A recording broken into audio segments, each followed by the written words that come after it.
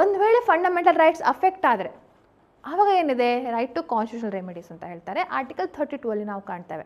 So ಈ article 32 ಅಲ್ಲಿ supreme ಕೋರ್ಟಿಗೆ ಹೋಗುವಂಥದ್ದು, ಹಾಗೆ ಆರ್ಟಿಕಲ್ 226 ಅಲ್ಲಿ ಕೂಡ ಹೈಕೋರ್ಟಿಗೆ ಹೋಗುವಂಥದ್ದು. ಸೊ ಇದೆರಡು ನಮ್ಮ ಫಂಡಮೆಂಟಲ್ ರೈಟ್ಸ್ ಅಫೆಕ್ಟ್ ಆದಾಗ ನಮ್ಗೆ ಏನು ರೆಮಿಡಿ? ಯಾಕೆಂದರೆ ಕೇವಲ ನಿಮಗೆ ರೈಟ್ಸ್ ಕೊಟ್ಟರೆ ಯೂಸ್ ಇಲ್ಲ.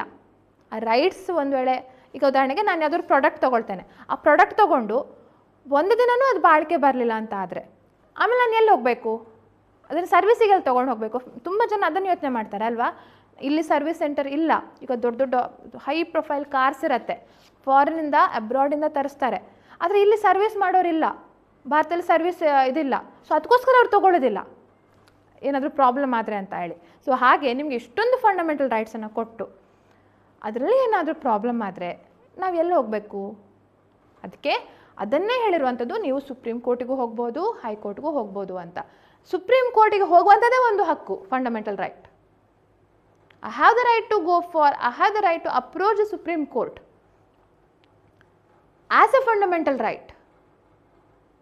ಆದರೆ ಹೈಕೋರ್ಟಿಗೆ ಹೋಗುವಂಥದ್ದು ಫಂಡಮೆಂಟಲ್ ರೈಟ್ ಅಲ್ಲ, ಅದು ಬೇರೆ ಪಾರ್ಟಲ್ಲಿದೆ. ಓಕೆ, ಆರ್ಟಿಕಲ್ 32 ಫಂಡಮೆಂಟಲ್ ರೈಟ್ ಆಗುತ್ತೆ, ಆರ್ಟಿಕಲ್ 226 ಫಂಡಮೆಂಟಲ್ ರೈಟ್ ಆಗೋದಿಲ್ಲ.